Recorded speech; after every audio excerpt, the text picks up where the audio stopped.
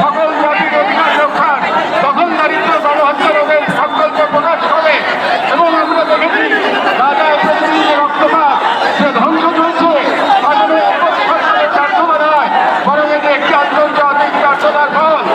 এবং এই প্রার্থনা শুধু নিরবতার মধ্যেই সীমাবদ্ধ নয়, বরং পশ্চিমা শক্তি বলয়ের অনেক রাষ্ট্র সরাসরি দখলদার ইসরায়েলকে অস্ত্র, অর্থ ও কূটনৈতিক সহায়তা দিয়ে এই গণহত্যাকে দীর্ঘস্থায়ী করেছে। এবং এই বিশ্ব ব্যবস্থা দখলদার ইসরায়েলকে প্রশ্নবিদ্ধ না করে বরং রক্ষা করার প্রতিযোগিতায় নেমেছে। শুধু আমরা জাতিসংঘ ও আন্তর্জাতিক সম্প্রদায়ের প্রতি জোরালো দাবি জানাচ্ছি, এক, জায়নবাদী ইসরায়েলের গণহত্যার বিচার আন্তর্জাতিক আদালতে নিশ্চিত করতে হবে। দুই, যুদ্ধবিরতি নয়, গণহত্যা বন্ধ কার্যকর ও সম্মিলিত পদক্ষেপ গ্রহণ করতে হবে। তিন, 1967 সালে পূর্ববর্তী ভূমি ফিরিয়ে দেওয়ার জন্য বাধ্যবাধকতা তৈরি করতে হবে। চার, পূর্ব জেরুজালেমকে ফিলিস্তিন রাষ্ট্রের রাজধানী হিসেবে আন্তর্জাতিকভাবে স্বীকৃতি দিতে হবে।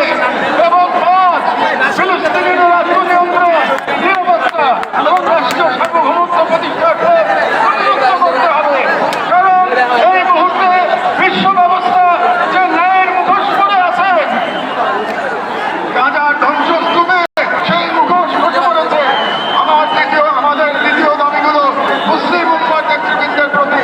যেহেতু আমরা বিশ্বাস করি ফিলিস্তিন কেবল একটি ভূখণ্ড নয়, এটি মুসলিম উম্মার আত্মপরিচয়ের অংশ। এবং গাজা এখন কেবল একটি যুদ্ধবিধ্বস্ত শহর নয়, এটি আমাদের সম্মিলিত ব্যর্থতার বেদনাদায়ক প্রতিচ্ছবি।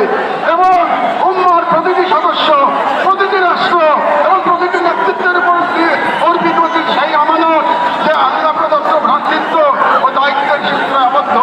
এবং ইসরায়েল একটি অবৈধ দখলদার গণহত্যাকারী রাষ্ট্র, যা মুসলিমদের প্রথম কিবলা ও একটা পুরো জনগোষ্ঠীর অস্তিত্ব নিশ্চিহ্ন করতে সর্বশক্তি নিয়োগ করেছে। এবং ভারতের হিন্দুত্ববাদ আজ এই অঞ্চলে জায়নবাদী প্রকল্পের প্রতিনিধিত্বে পরিণত হয়েছে। মুসলমানদের বিরুদ্ধে এবং ভারতের সম্প্রতি আইনে হস্তক্ষেপের মাধ্যমে